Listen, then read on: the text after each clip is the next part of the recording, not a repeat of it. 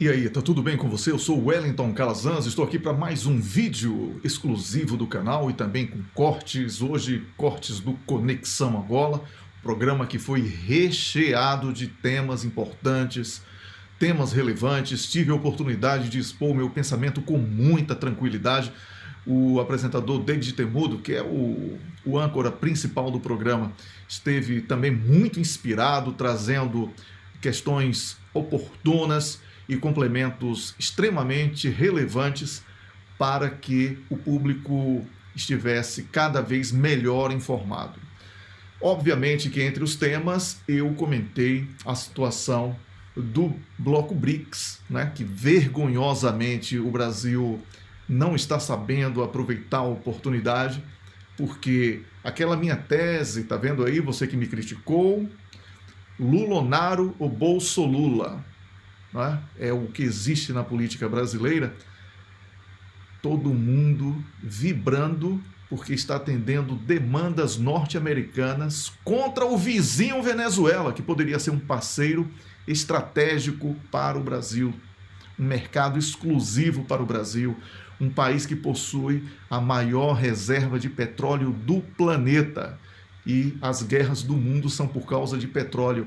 Agora, políticos extremamente débeis, representando situação e oposição, para além de termos aí um judiciário totalmente corrompido, termos uma representação política de péssimo nível, decorrente inclusive das questões do judiciário, e também uma imprensa que é antinacional, uma imprensa que trabalha para os interesses norte-americanos e contra o Brasil e contra os brasileiros. Não aproveitar os BRICS será um erro imperdoável para essa geração de políticos e autoridades diversas. Não podemos deixar também de enfatizar a crítica dura aos militares que estão rendidos e que estão facilitando o desmonte do Brasil, apagando a memória de Ernesto Geisel e outros militares que construíram as infraestruturas que estão aí e que, lamentavelmente, muitos idiotas se orgulham de privatizações. Olha o que está acontecendo com a energia de São Paulo apenas como um dos exemplos deste caos. Então, é preciso que o brasileiro tenha consciência de que está muito mal representado, mas que não vai ficar esperando cair um super-herói do céu, porque isso não existe. É preciso que você comece a assumir a sua culpa nisso tudo, para que possamos mudar este cenário. A situação dos BRICS é interessantíssima porque abre uma grande possibilidade de um mundo sem guerras e um mundo em que a diplomacia verdadeira é resgatada para o respeito mútuo entre as nações. Vamos torcer para que tudo isso dê certo, porque a multipolaridade é a única saída possível diante dessas últimas décadas de guerras, não é? Ou 4 décadas de guerra, desde que a antiga União Soviética se dissolveu. Uma década depois, só estamos vendo guerras, instabilidades, chantagens, primaveras. Então, não funcionou o modelo unipolar sob a liderança dos Estados Unidos da América. É preciso que tenhamos um mundo multipolar. Vamos torcer para que seja a partir do bloco BRICS. Foi um dos meus temas. Falei muito mais sobre o tema também. Tá bom? Espero que você goste disso. Obviamente, falei sobre esse fiasco que foi o que a imprensa está chamando de ataque de Israel ao Irã. Fale sério. Aquilo ali, né, pela propaganda que Benjamin Netanyahu e os seus fanáticos religiosos sionistas falaram que iriam destruir o Irã, que vergonha. Mas você que acompanha aqui o meu trabalho, você que acompanha o trabalho do Rubem Gonzalez, o Rubão, do Rafael Machado, do Lucas Leiroz, do comandante Robinson Farinazo do Arte da Guerra, também o trabalho do Albert, do Velho General, você já sabia que Israel não tinha armas, mesmo com o apoio dos Estados Unidos, para fazer frente ao Irã. Por que o Irã? Porque o Irã também recebe suporte da Rússia e também da China e Coreia do Norte, que dominam a tecnologia hipersônica. Isso é um diferencial enorme. Então, não adianta aqui ficar falando isso, aquilo, aquilo. Não. O Iron Dome provou ser uma peneira e o sistema de defesa do Irã conseguiu praticamente aniquilar todos os ataques que foram feitos à distância. E a Jordânia pode pagar caro por isso. Anote o que eu estou dizendo aqui. Não falei isso no comentário, porque eu não fomento guerras, mas aqui um conteúdo exclusivo para você que é seguidor do meu canal. Eu faço essa advertência sobre o papel menor da Jordânia, que não obstacularizou a passagem aérea de Israel no seu território. Então, isso foi também motivo de debate. Fiz advertência para a importância de um cessar-fogo imediato, porque as pessoas que estão sofrendo em Gaza e no Líbano não podem mais passar por esse tipo de situação. Então, faço sempre a minha comunicação voltada para o aspecto humano também. Você que me acompanha sabe disso. Comentei as eleições dos Estados Unidos da América, não falei ali na TPA com muita profundidade, porque não era pauta do programa, mas eu deverei comentar as eleições durante a semana, no dia 5 eleições, né? Eu devo comentar antes, depois, antes, durante e depois. E aí vamos ter muito conteúdo sobre Estados Unidos aqui no canal, nos próximos dias. E certamente você, dia 5, né? Então, na semana seguinte. Então você vai ter muito conteúdo aí, não nesta semana imediata, mas logo na sequência, tá bom? Donald Trump e Kamala Harris ali numa disputa palmo a palmo, mas quem está com a máquina na mão sempre tem vantagem. Vamos ver o que é que vai dar nisso aí. Donald Trump disse que se perder vai ter problema com os eleitores que não vão aceitar e etc. Já sabemos como esse filme poderá vir a ser desenhado e consolidado no pós-eleitoral norte-americano. Todos os olhos voltados para isso, assim como nós comentamos rapidamente os resultados finais de Moçambique, né? Mas foi mais rápido dessa vez, e você que cobra tanto conteúdos africanos terá também aqui o tema da eleição presidencial de Moçambique. E como tema, falei também sobre outro tema aqui, deixa eu ter que recorrer também, que eu não sou uma máquina, né? Você pode até achar que eu sou, mas eu não sou. Sobre a ciumeira lá de Zelensky, que está reclamando porque o secretário-geral das Nações Unidas, o Antônio Guterres, foi para o encontro do bloco BRICS e que isso não é certo, e etc. E eu dei ali as minhas explicações sobre esta questão. Além do positivo e negativo, que ao final do programa nós sempre trazemos como destaque, você vai ver, aliás, o que foi que eu destaquei. Eu peço a você que curta, comente e compartilhe os nossos conteúdos para que possamos aumentar o alcance. Eu pedi que através do Pix você possa contribuir, especialmente porque estamos necessitando investir em alguns equipamentos para melhorar a qualidade aqui do nosso serviço, com alguns equipamentos para melhorar imagem, qualidade da imagem, qualidade do som, tá bom? Que essa mistura de conteúdo exclusivo com os cortes, aí dá uma diferença e precisa de determinadas compensações e tal. É preciso que você tenha essa compreensão. Como o serviço aqui é completamente gratuito para você e toda doação é espontânea, se você tiver sensibilidade, possibilidade, só se tiver possibilidade, não faça nenhum sacrifício, mas também for jogar, né? Aí no lugar de jogar, é melhor investir aqui, pelo menos você ganha alguma coisa de verdade, tá bom? Vamos combater o vício do jogo aqui, hein? E eu peço agora a sua atenção para assistir aos cortes do Conexão Angola. Vamos lá. Olá, muito boa noite. Bem-vindos ao Conexão Angola, o seu programa de análise e comentário de atualidade internacional aqui na TP Notícias, todo o sábado a esta hora. E já sabe que para o programa contamos sempre com os préstimos dos nossos convidados habituais, que se juntam a nós para, com o seu conhecimento e saber, ajudar-nos a perceber os fenómenos que marcam o mundo em notícias. Desde logo, passo a cumprimentar o nosso convidado já presente hoje, é o Wellington Calazans, jornalista, especialista em comunicação integrada, que nos fala a partir de Estocolmo, na Suécia. Wellington, muito boa noite, bem-vindo ao Conexão Angola. Boa noite, David Temudo. Boa noite também ao professor Almeida Henriques, que chegou aqui agora. E a você assistindo ao Conexão Angola, é sempre um prazer estar aqui. Wellington, que dizer deste ataque surpresa, que não é de todo uma surpresa e que fez soar os alarmes internacionais à madrugada deste sábado?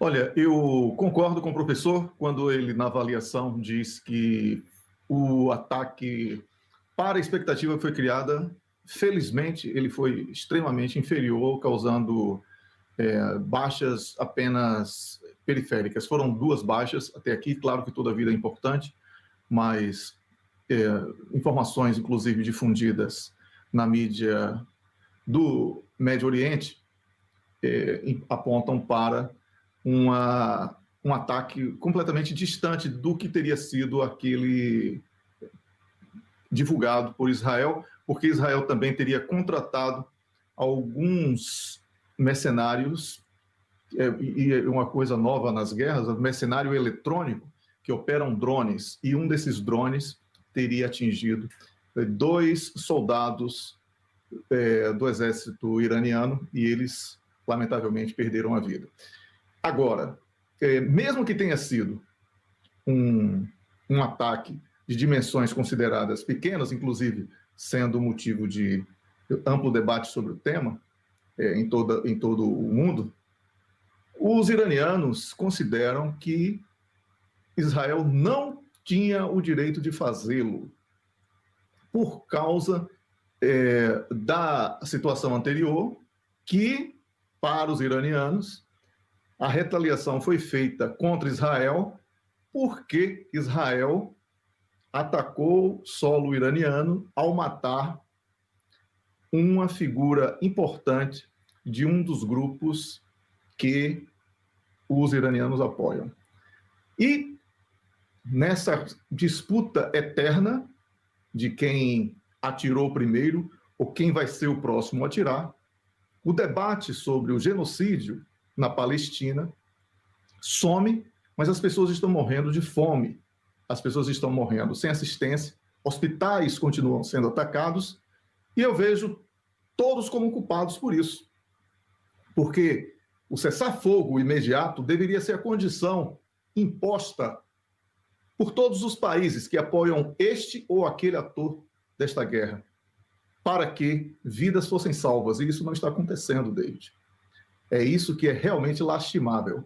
Israel acaba de divulgar que está satisfeito com os ataques que realizou e que não pretende intensificá-lo.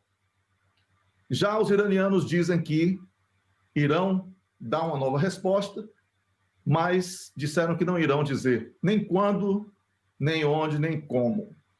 Então, a tensão continua, a situação ela é retroalimentada a cada acontecimento como esse, e os riscos de uma guerra regional são cada vez maiores, porque o dia 5 de novembro, que é visto como uma espécie de marco zero para a intensificação das guerras por causa das eleições nos Estados Unidos da América, está cada vez mais próxima essa data, e com isso a situação poderá ficar muito mais aquecida do que já está por ali, David.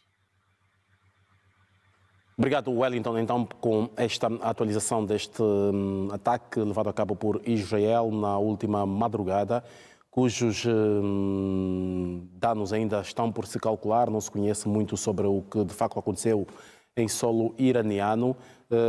O Irão diz que vai retaliar, mas não se sabe em que proporção nem quando. E também Israel diz que não pretende, para já, fazer um novo ataque. É uma situação que coloca a situação em stand-by, como disse Wellington, e cujo marco zero passa então a ser o 5 de novembro, porque só depois de saber quem será o próximo inquilino da Casa Branca é que se poderá redesenhar um novo cenário para o Médio Oriente. Wellington, olhamos aqui para as eleições em Moçambique. Esta semana, finalmente, passados 15 dias depois da votação, a Comissão Nacional de Eleições anunciou os vencedores das legislativas, das presidenciais e das provinciais. Frelimo e Chapo, como dizem no Brasil, não deixaram para ninguém.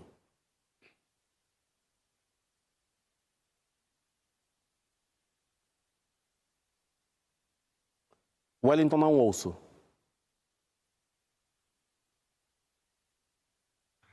Certo. David, perdão, o meu microfone estava cortado. Na semana passada, já tive a oportunidade de comentar sobre este tema, mais ainda com os resultados não oficiais. Estavam apenas sendo prenunciados. E eu já destacava aqui o seu trabalho como um trabalho excelente. Eu quero parabenizá-lo diretamente aqui no programa. Parabéns pelo excelente nível de profissionalismo, como você conduziu a cobertura eleitoral de Moçambique.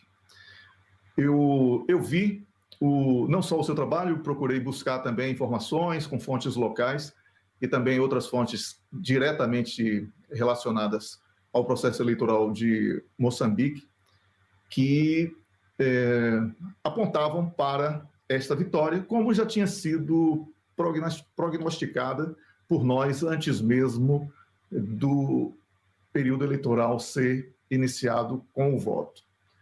David, é preciso muito mais para as oposições do que simplesmente contar com algum apoio na imprensa ou articular movimentos de protestos sob alegação, sem provas concretas, de fraude eleitoral. Eleição, nesse modelo que nós conhecemos, ela não é feita apenas no período eleitoral para os partidos e para os candidatos. É preciso trabalhar permanentemente. É preciso ter atenção a cada detalhe durante todo o processo que antecede. E a Frelimo tinha tudo para repetir mais uma vitória expressiva, como foi essa, porque é um partido que já está no poder há muito tempo, é um partido que tem um número de filiados absurdamente grandes. Se os filiados da Frelimo forem votar, a Frelimo ganha uma eleição sem precisar fazer campanha. Então, é preciso que a comunidade internacional, que gosta muito de criticar, sem conhecer com profundidade as questões de determinados países, como no caso em Moçambique, e também as oposições, né?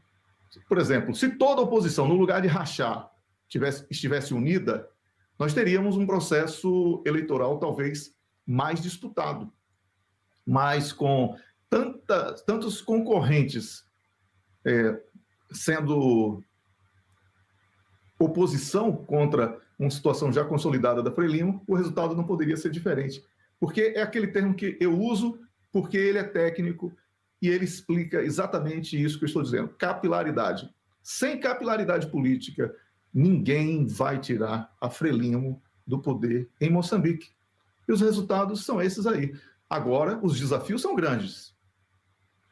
O candidato eleito, ele terá questões econômicas delicadas, a agenda internacional extremamente disputada em Moçambique, por causa dos recursos, especialmente gás, mas não apenas isso, e também os problemas que já existem de instabilidade, ataques, grupos que dizem que são terroristas, mas que são apenas mercenários contratados, e que tudo isso precisa realmente de uma política extremamente dura, com a colaboração dos países amigos africanos, para que os desafios socioeconômicos do país sejam superados. Porque esses são os verdadeiros adversários da Frelimo, os desafios socioeconômicos. É preciso que o partido que venceu e que está aí desde a independência tenha mais sensibilidade em relação aos cidadãos,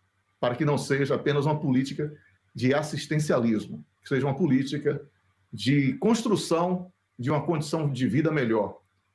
Combater a corrupção é preciso e também é preciso canalizar os recursos do país para a prosperidade do país e do povo de Moçambique, David. Wellington, volto a si justamente para olharmos aqui por uma outra perspectiva deste mesmo assunto, que tem que ver com a não aceitação dos resultados pelo segundo candidato presidencial mais votado. De resto, um filme já visto por nós noutras latitudes, noutras geografias, mas aqui com um ingrediente a mais, que é a incitação à revolta popular, à violência e também à desobediência civil por parte do candidato do Venâncio Mondlane. que inclusive não está mais em Moçambique, não é? Também não é novidade sabermos desse tipo de situação.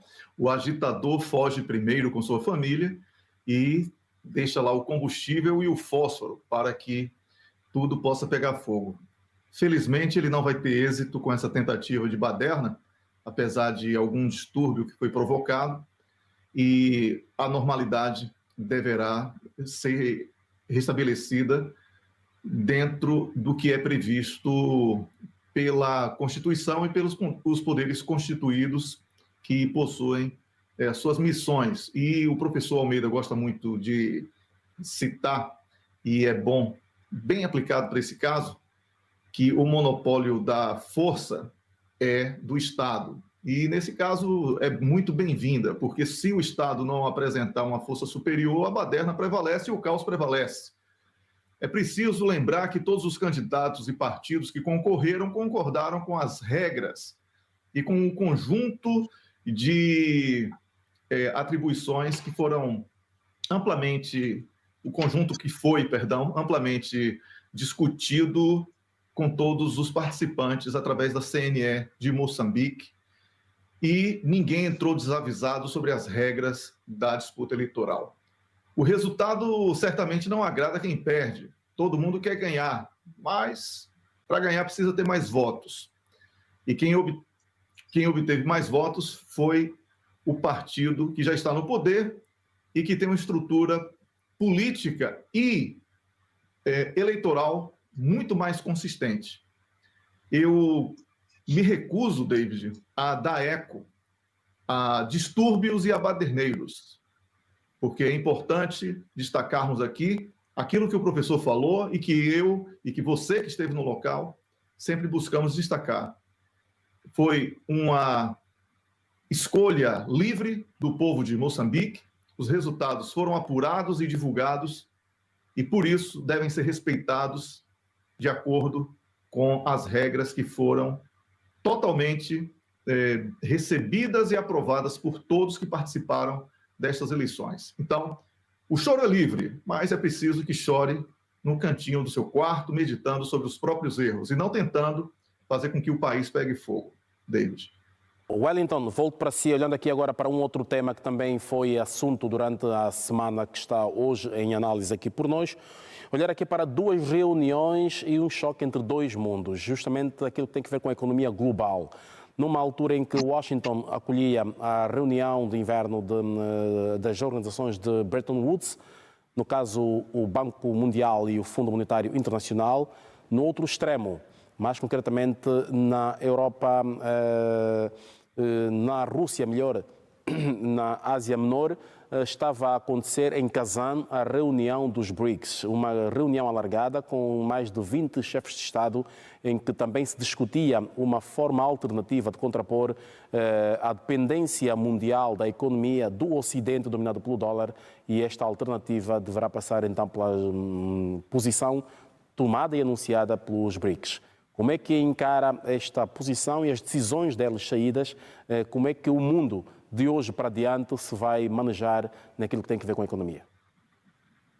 David, temos que olhar com os olhos da realidade que a cúpula realizada em Kazan, no sudoeste da Rússia, consolidou a importância da cooperação entre os países do bloco BRICS e aquilo que é chamado de Sul Global, né? Que eu, pessoalmente, não gosto muito dessa denominação, porque ela não é de todo honesta, né? Falar de Sul Global quando a geografia não permite isso. No entanto, foi um evento representado por 37% do PIB do planeta e também mais de 40% da população. E se você faz uma avaliação sobre um evento que reúne este peso econômico e este peso de representação populacional, nós temos que dizer que é algo grandioso e que muda, sim, o xadrez da geopolítica. Eu não estou falando aqui de uma mudança de oposição de um em relação ao outro, mas há aqui novos atores. Então, eu tive a oportunidade de comentar esse tema aqui mesmo no canal TPA Notícias, na terça-feira, e falei na oportunidade que nós estávamos ali testemunhando a consolidação da multipolaridade, que veio para ficar. Ninguém vai mais conseguir tirar o protagonismo da China. A Rússia, depois de tantas sanções que sofreu, não ficou isolada, isso está provado nesse evento. Não é?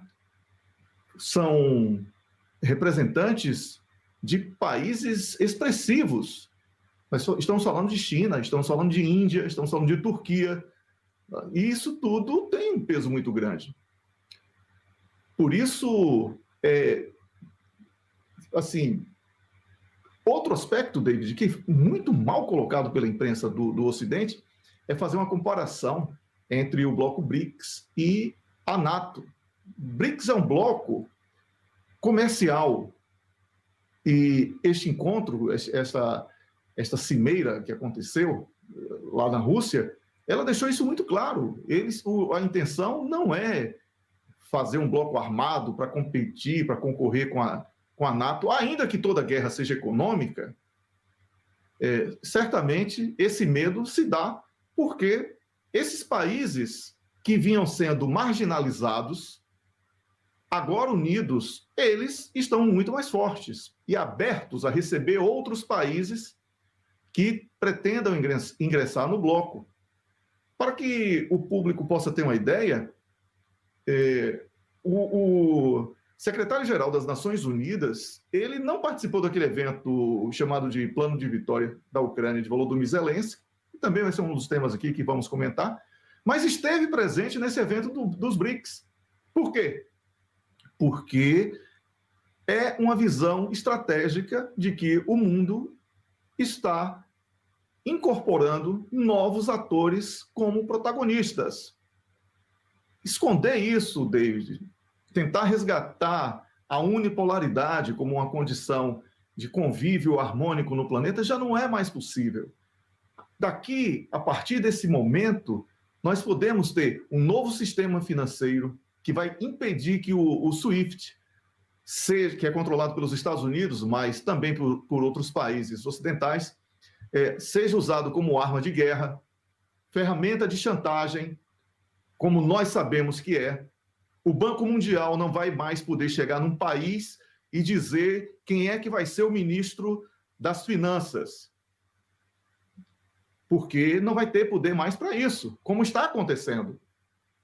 Não é? E isso tudo é muito bom, até para o que o Ocidente diz tanto defender, que é a democracia, já que o Fundo Monetário Internacional, o Banco Mundial, não elegeram e não foram eleitos ninguém para que pudessem ocupar cargos em governos.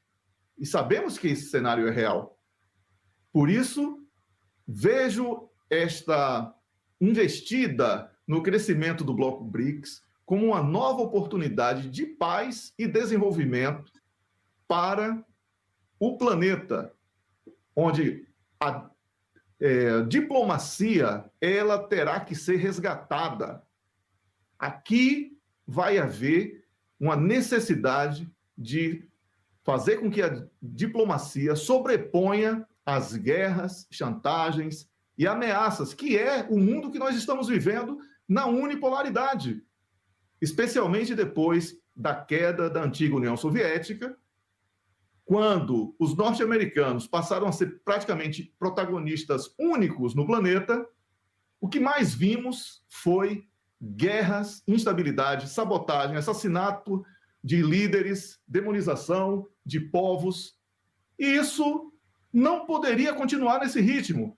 Então, eu vejo com bons olhos essa nova possibilidade que o planeta ganha em um momento de caos, que é tema permanente aqui nesse espaço e também em outros espaços da televisão. Guerra. Estamos sempre falando sobre guerra. Por quê? Porque existem várias guerras regionais que estão despoletadas. Agora, sabemos que Muammar Gaddafi, da Líbia, morreu porque pretendia implementar uma moeda fora do dólar.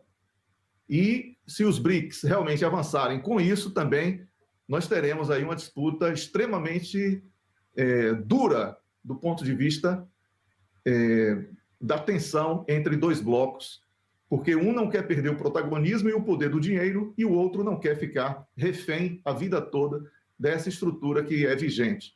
Por isso, David, vejo agora que novos rumos serão tomados e espero que a diplomacia prevaleça e que possamos, no lugar de dividir o mundo em dois blocos, possamos ter um mundo integrado de uma maneira muito mais harmônica e respeitosa entre todos os países. Deixa-me passar para o Wellington. Wellington, olhando aqui para essa perspectiva do professor Almeida Henriques, outros analistas consideram justamente que a força maior e mais pesada dos BRICS e dessa pretensa segunda força, desse pretenso segundo bloco económico ou político mundial é de facto a China, e que tem a Rússia como capa pelo facto da Rússia ter a coragem de mostrar a cara, mas que o grande poder reside na China. Por outro lado, vimos esta reunião de Bretton Woods em Washington e vimos os BRICS em Kazan, ao mesmo tempo que a Alemanha, por exemplo, que é a economia mais forte da Europa, portanto, neste ocidente da parte europeia, a estreitar laços com a Índia que está nos BRICS. Exatamente. E se você for observar do ponto de vista militar, David, temos aí a Turquia, que é membro da NATO, que foi país participante como convidado, mas que pretende ingressar no bloco BRICS. Ou seja, o rio corre para o mar. E esta questão aí colocada pelo professor é muito relevante, porque a energia é que move a indústria. A Alemanha perdeu muito quando concordou em participar no mergulho da piscina vazia da Ucrânia, através dos Estados Unidos da América, porque perdeu o gás. Vladimir Putin, essa semana, lembrou que o Nord Stream 2 está disponível para a Alemanha, que se os alemães quiserem voltar, ele está aberto para voltar a fornecer gás barato para a Alemanha, recuperando assim boa parte do prejuízo. Então, o professor foi feliz também quando ele falou sobre essa questão da Europa como um bloco. Já existem muitos debates aqui na Europa sobre os danos causados à Europa por conta da guerra na Ucrânia. E isto tem sido motivo de debate, sobretudo na Alemanha, na França e até mesmo em países do Sul, que são menos fortes do ponto de vista econômico, mas que também são países com influência em outras regiões do planeta. E aqui eu menciono Portugal, Espanha e Itália, que são países que, ainda que sejam vistos como países discretos e isolados do sul da Europa, exercem, sim, uma grande influência nas relações com outros países, na América Latina e no continente africano em especial. Por isso, a Europa pode ser um fiel dessa balança, e se, através da Índia, que já prometeu que vai comprar toda a produção russa que existir, a Índia, que está com um crescimento do PIB de 7%, é o maior do planeta hoje, ultrapassando a China, né? Nós teremos aí a Índia como intermediária do fornecimento à Europa através da Rússia. Isso é muito interessante, porque este tipo de fornecimento hoje já acontece de maneira obscura, através de intermediários não declarados. Mas se houver um país como a Índia assumindo o protagonismo de fornecimento de derivados de petróleo, que é energia para a Europa, isso vai ser um grande problema para os Estados Unidos. Então, eu vejo, David, respondendo especificamente a sua pergunta, a Rússia como uma potência militar que está disposta a defender a sua soberania a qualquer custo. Vejo a China como um país que se apresenta como o país que pretende resgatar a diplomacia para que ele não precise se utilizar da força e daquele sentimento imperialista que normalmente as grandes potências acabam passando para os demais. E vemos uma Índia que é a mistura dos dois, está investindo pesadamente na defesa e está também melhorando cada vez mais a sua diplomacia. O bloco ocidental, ele atravessa uma fase muito difícil, porque nós temos aí a desdolarização, que foi a não renovação do acordo entre Estados Unidos e os árabes para o lastro do dólar como o petrodólar. Isso fez com que o dólar perdesse muito na confiança internacional. E a dívida norte-americana, são 36 trilhões de dólares hoje. E a cada 3 meses, 1 trilhão de dólar é acrescentado a essa dívida. Então, é algo muito delicado que certamente vai ter complicações diretas na questão da defesa.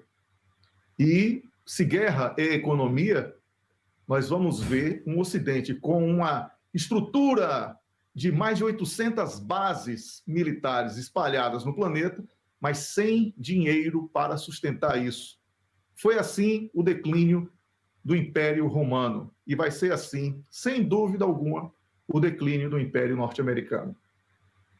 Wellington, olhamos para a situação no Médio Oriente, aqui também com realce para a morte de jornalistas e, sobretudo, o facto que começou logo no início da semana, no final de semana passada, no caso, em que os Estados Unidos disseram que estavam a investigar um vazamento de uma informação ultra secreta, que era o plano de Israel atacar o Irão. Olha, David, eu vou falar sem medo, começando aí pelo fim. Um vazamento que aconteceu através do Telegram. Esse vazamento ele não existiu. Ele foi um vazamento artificial. Essas informações foram difundidas apenas para dar mais tempo a Israel de formatar o seu ataque. Porque Israel não possui armas hipersônicas, assim como nenhum país ocidental. Com isso, é muito certo agora afirmar que os iranianos, os russos, os norte-coreanos e os chineses estão em vantagem tecnológica no aspecto bélico. E o Ocidente pode fazer a propaganda, porque são muito bons de propaganda, a propaganda que for, eles podem falar o que eles quiserem, mas na prática, as armas ocidentais são infinitamente inferiores às armas disponíveis e de posse desses países que eu mencionei. Por quê? Porque hoje não é uma questão de qual é que causa o maior estrago, mas é sim a que chega primeiro. E a hipersônica tem uma velocidade muito maior do que as armas convencionais dominadas pelo Ocidente. Por isso que não houve vazamento. Houve uma mentira para que ficasse menos feio, não é? Todos os dias Israel dizer que ia atacar e nunca atacar. A cobrança interna já estava muito grande e, por isso, criaram essa situação. E os ataques que aconteceram de ontem para hoje foram insuficientes para que fossem vistos como o fim do Irão, como foi apresentado por Benjamin Netanyahu. Matar jornalistas, matar civis, especialmente mulheres e crianças, e destruir áreas cristãs é a agenda de Benjamin Netanyahu e o grupo sionista que está à frente dos destinos de Israel nesse momento. Não é novidade, mas é lamentável. Observe que na nota oficial, emitida há pouco pelos iranianos, o cessar-fogo no Líbano e em Gaza é uma das condições para que não aconteçam novas retaliações. Isso é muito bom, porque agora é uma questão de saber se a insanidade de Benjamin Netanyahu e os seus comparsas é por expor o próprio povo de Israel, porque não terá a mínima condição de fazer frente a um novo ataque do Irão, ou se é realmente parar, compreender que não tem condição bélica e evitar uma guerra regional que terá como consequência muitas mortes, muito prejuízo para todo o mundo por causa das questões dos commodities de petróleo, mas especialmente é existencial para Israel, porque Israel sozinho, contra toda a região, por mais que o Ocidente diga que vai dar apoio, Israel não tem condição, inclusive territorial e geográfica, para suportar um ataque amplo e irrestrito de diferentes frentes. Então, vamos torcer, David, para que esta ofensiva que aconteceu de Israel contra os iranianos, ainda que os resultados tenham sido pífios, ela seja um ponto de reflexão para que o cessar-fogo seja consolidado em Gaza e no Líbano e que possamos pôr fim a essas hostilidades que são danosas para todo o planeta.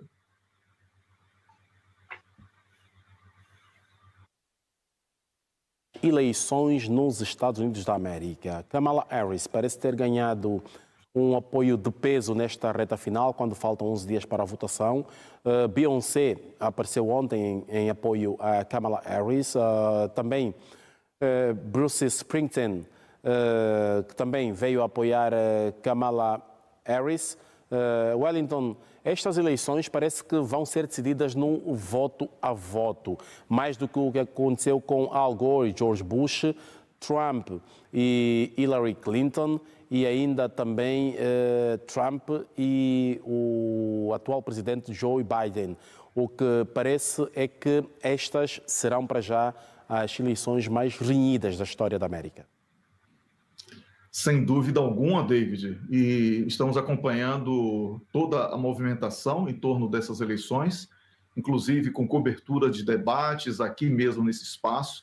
Esta é a sexta vez que temos como tema dos nossos comentários as eleições norte-americanas. A disputa hoje é impossível que alguém arrisque com segurança um vencedor.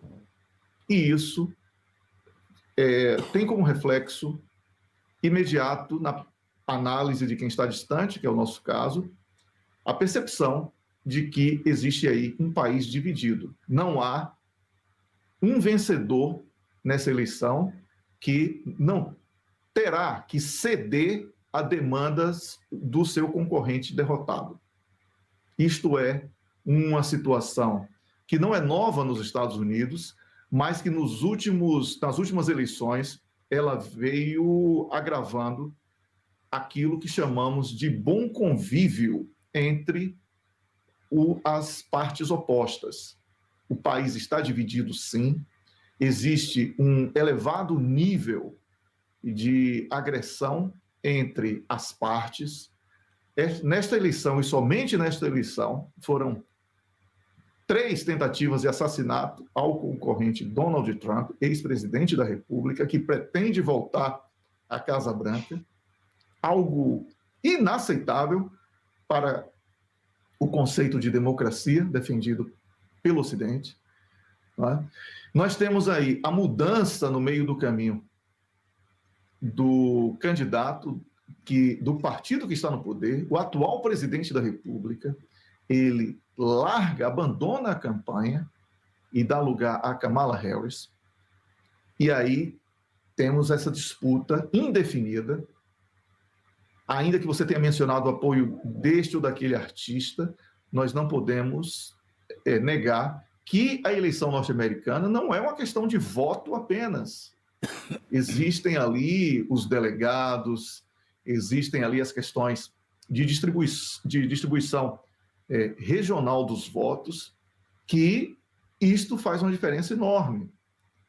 E há uma fiscalização muito grande por parte dos republicanos, que até hoje não engolem a derrota para Joe Biden nas últimas eleições, e por isso estão muito atentos. Temo, David, que haja a não aceitação dos resultados em caso de derrota de Donald Trump. Inclusive, isso já foi falado por ele e pelo atual presidente. Ou seja, é um cenário que não é uma incitação minha à violência, muito pelo contrário. Todos que acompanham aqui o nosso trabalho sabem que somos defensores da paz, somos defensores da ordem. Wellington, e por isso, a minha advertência... Wellington, os norte-americanos têm, de resto, esta sua presença megalómana no mundo e esse domínio, essa hegemonia que têm sobre vários domínios. Olhamos aqui há pouco para a questão da economia global, onde eles são, de resto, a voz que soa mais alto. E aqui, nesse aspecto político, a cada 4 anos, o mundo, e o Wellington falava aqui da questão da 6ª vez que trazemos o assunto a debate, e depois vamos ter um especial na próxima semana e nos dias seguintes, a cada 4 anos o mundo todo centra-se nos Estados Unidos da América para percebermos, ou tentarmos perceber pelo menos, o sistema eleitoral norte-americano. Portanto, todas as vezes que os americanos vão às urnas, nós temos que voltar ao mesmo exercício para tentarmos perceber a complexidade deste sistema eleitoral muito único no mundo e cujos resultados depois são o que são. Exatamente. Com um detalhe, né, David? Aquela tese de que na democracia quem vence é a maioria, ela não é aplicada naquela que é chamada maior democracia do planeta, que é exatamente esse país que nós estamos comentando, os Estados Unidos da América. Sim, os Estados Unidos ainda têm influência em todo o planeta, ainda que tenhamos falado sobre multipolaridade, e que é uma realidade do ponto de vista estrutural hoje, com a China, a Rússia e a própria Índia despontando como novas potências, e em breve o Irão, certo? Nós sabemos que o poder conquistado dos Estados Unidos da América ainda irá perdurar e influenciar o mundo durante muito tempo, porque uma transição ela não é abrupta, ela se dá através do tempo. Mas é preciso que haja compreensão de que a maneira como uma potência deve se comportar tenha que ser muito mais organizada para transferir credibilidade e influenciar na credibilidade de outros países para que haja cobrança, sendo os Estados Unidos da América o exemplo.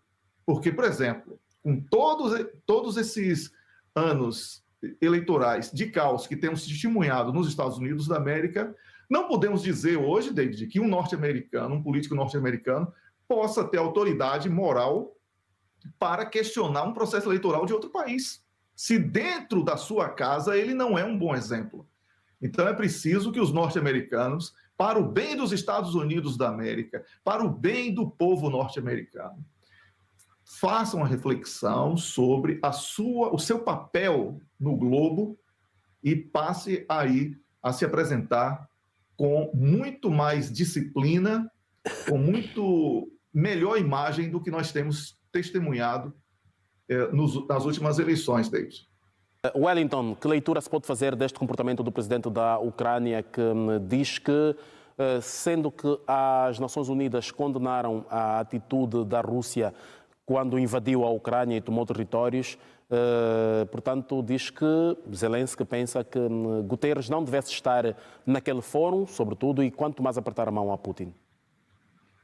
Olha, não existe paz possível sem uma conversa direta com Vladimir Putin. A intenção de isolar a Rússia e Vladimir Putin falhou, isso está provado. Então, o caminho correto foi adotado por Antônio Guterres, porque ele busca estabelecer uma linha de confiança, algo que foi quebrado pelo Ocidente. E o Volodymyr Zelensky não tem compromisso, David, com a paz. Ele só quer falar sobre guerra, mais armas e mais agressões. Então, ele não é uma voz a ser ouvida. Vejo com muito bons olhos esta atitude do secretário, que você sabe que eu sou extremamente crítico a ele, mas aqui devemos elogiar a mensagem, independentemente de quem seja o mensageiro. E eu vi com bons olhos esta iniciativa do secretário-geral das Nações Unidas de estar presente na Rússia, porque linhas de diálogo são estabelecidas através da confiança. E a confiança só existe quando existe o olho no olho e a capacidade de um dizer a verdade ao outro, para que um ponto de entendimento seja encontrado. Wellington, reta final, 30 segundos para o seu positivo ou negativo, faz favor. Negativo, a situação trágica da população, especialmente na faixa de Gaza, mas também no Líbano, e em toda a Palestina. Isso é uma tragédia que não podemos esperar mais um único minuto. É preciso que o mundo busque um cessar-fogo imediato e a solução defendida de 2 estados, ali com a Palestina e Israel. E o positivo, o encontro dos BRICS, porque abre uma possibilidade de um mundo melhor através do resgate da diplomacia. É isso, David. Quero agradecer a ambos pela presença, mais uma, aqui no Conexão Angola, Wellington Calazans, a partir de Estocolmo, na Suécia, e Almeida Henriques, a partir de Luanda. São nossos comentadores residentes no Conexão Angola. Aos dois, muito obrigado e boa noite. Até ao próximo programa. Boa noite, um grande abraço e até o próximo programa. Você assistiu aos cortes do programa Conexão Angola, aqui no nosso canal, com exclusividade. Curta, comente, compartilhe nossos conteúdos. Se pode, faça o Pix para contribuir com o canal. Estamos fazendo aí a campanha para aumentar a qualidade, melhorar a qualidade através da aquisição de novos equipamentos. Conto com você se você pode fazer, tá bom? Eu sou o Wellington Calazans, trouxe aqui para você mais um conteúdo no nosso canal. Espero que você tenha gostado. Tenha um excelente fim de semana. Na segunda-feira à noite eu estarei no programa Hora 10. Então, na terça-feira, às 7 da manhã, tem os cortes do Hora 10 da segunda-feira. Tá bom? Um grande abraço para você e até o próximo vídeo. Vamos lá!